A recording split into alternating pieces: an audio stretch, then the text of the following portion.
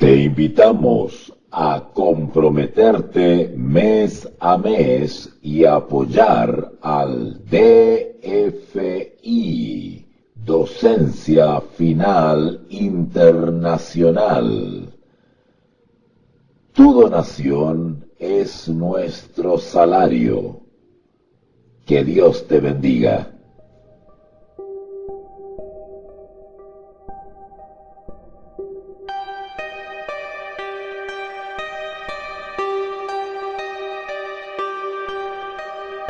Hola, soy tu profesor Walter. Esta vez te invito a seguir esta pequeña serie sobre el espiritismo. Intentaré ahondar en los antecedentes históricos, el fenómeno, las promesas, su divulgación. Intentaremos descifrar si realmente este fenómeno, este movimiento es o no peligroso. Acompáñame.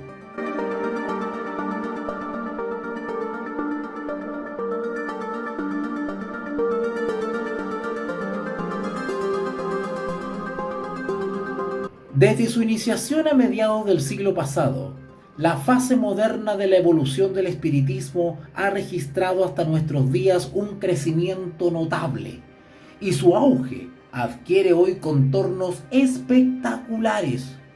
Hallamos la razón de esta popularidad en la dorada promesa que formula el espiritismo de resolver uno de los misterios más apasionantes que intrigan la mente del hombre, el misterio de la muerte. No solo ofrece resolver la gran interrogante de que cuál es la condición del hombre después de la muerte, sino que también promete a los vivos hacerles cruzar la aparentemente vedada frontera entre los dos mundos, el de los muertos y el de los vivos, para ponerlos en comunicación con el reino del más allá. Todo esto unido al hecho de que el espiritismo habla de un proceso de perfeccionamiento permanente en el mundo de los espíritus y que esto conduciría a una inmortalidad cada vez más feliz. Hace que su doctrina sea realmente atractiva y capte el interés de las multitudes. Por otro lado, como parte integrante de sus actividades, figuran las escenas de sanamiento físico, o como lo conocemos hoy en día, las sanidades, lo cual toca otra fibra muy sensible del corazón humano, siempre ávido de satisfacer su anhelo de salud y felicidad. En esta corta serie, pretendo analizar la validez de la doctrina del espiritismo, así como de sus interesantes fenómenos. También espero junto a ustedes determinar si en verdad es capaz de cumplir sus promesas. Espero estudiar el intrigante asunto del espíritu y el alma en su relación con el cuerpo. Pero antes quisiera compartir contigo algunos antecedentes históricos.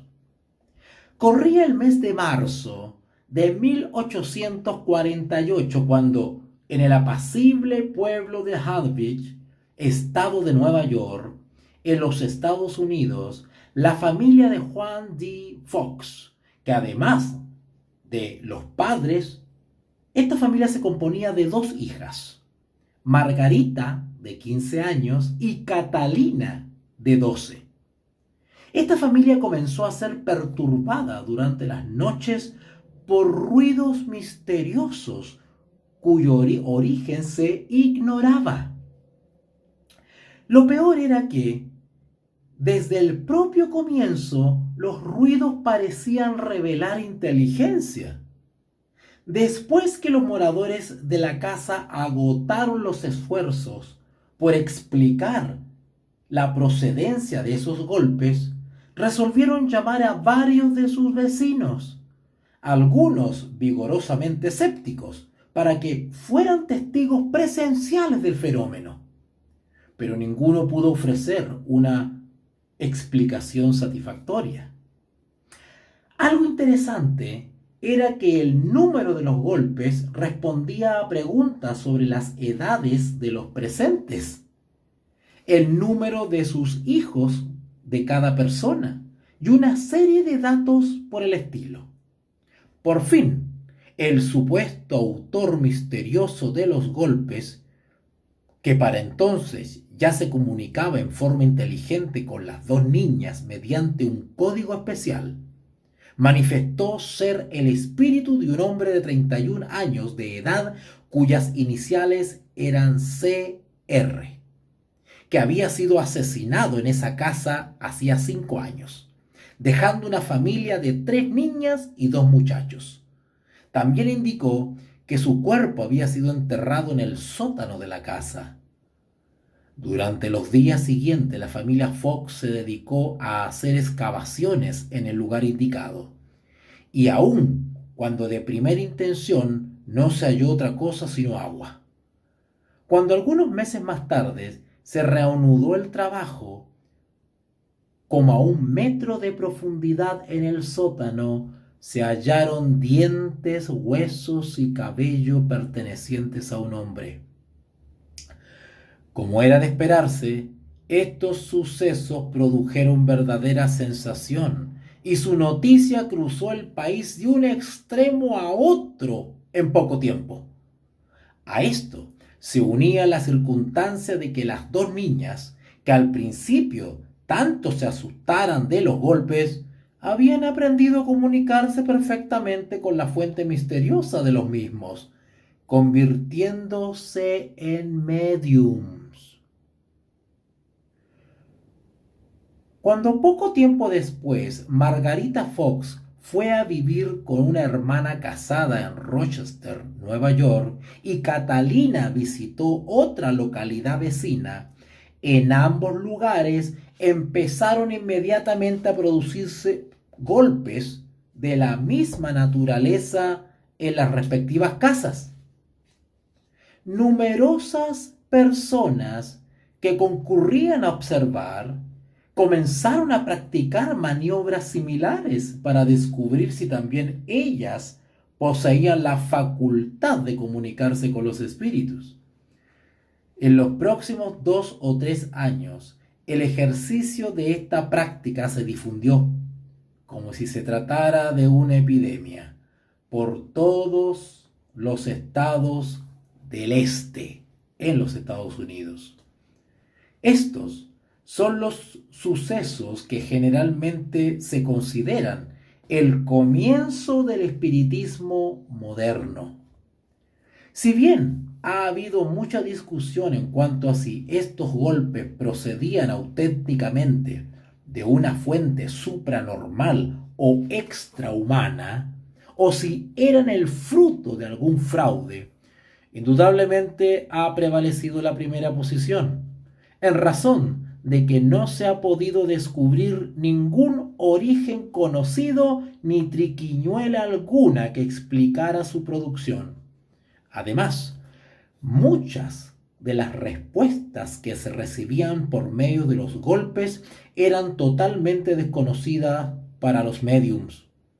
Por otra parte, la teoría del origen sobrenatural de los golpes ha sido establecida por investigadores tales como Sir Guillermo Barrett, Sir Guillermo Crookes, célebre físico descubridor de los rayos catódicos, el doctor José Maxwell y otros que realizaron experiencias concienzudamente practicadas. Hechos de una naturaleza similar se manifestaron poco después en otros lugares. Por ejemplo, en la ciudad de Stratford, estado de Connecticut, precisamente en la casa de un pastor presbiteriano, el doctor Phelps, comenzaron a ocurrir en 1850 una serie de perturbaciones que parecían inexplicables. Muchos objetos eran arrojados del lugar donde se hallaban. Las ventanas eran rotas, se oían golpes que contestaban en forma inteligente a preguntas. y se producían otros hechos similares. Qué curioso que en la casa del doctor Phelps, pastor presbiteriano, ocurrieran estas cosas. Algunos testigos oculares de estos sucesos dejaron relatos de primera mano sobre estos hechos. Por ejemplo, un tal señor Beach vio cómo se movía una caja de fósforos y cómo los fósforos saltaban de la misma hacia el exterior, sin causa visible. Debido a que se trataba de una persona escéptica, no admitió la existencia de espíritus. Antes, supuso que existe en la naturaleza un elemento hasta ahora desconocido para el mundo científico. Los trastornos continuaron durante unos 8 meses, sin que pudiera descubrírseles causa natural alguna. Una de las personas que más resultaron impresionadas por estos primeros sucesos del espiritismo moderno fue Juan Ward Edmonds, que antes había sido senador y más tarde fue juez en la Corte Suprema del Estado. Este personaje quedó convencido por los golpes de Rochester, pues le contestaban preguntas que él formulaba. Al hacer las investigaciones del caso, llevó consigo a un electrotécnico para cerciorarse de que no se tratara de algún fenómeno de electricidad. Más tarde, su propia hija, Laura, desarrolló la facultad de la clarividencia y la mediunidad de medium. Por tal motivo, esta señorita habló idiomas extranjeros que normalmente desconocía y solía describir a espíritus, algunos de los cuales, aunque le resultaban desconocidos a ella, eran reconocidos por algunos de los presentes como amigos fallecidos. Este hombre publicó una obra en 2 voluminosos tomos sobre el espiritismo en los años 1853 a 1855. Pero no fue solo en los Estados Unidos donde el espiritismo se abrió paso y conquistó innumerables adeptos, sino que también esto ocurrió en Inglaterra, con la llegada a ese país de 2 médiums en 1852. Las señoras de Haydn y de Robert. También en las Islas Británicas, la historia de los golpes y los movimientos de mesa que indicaban letras del alfabeto para la formación de mensajes definidos.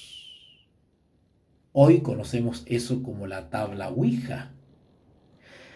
Largo sería multiplicar nombres y sucesos en este desarrollo del espiritismo, que ya para fines del siglo se cultivaba por todos los ámbitos del Nuevo Mundo, así como en la vieja Europa.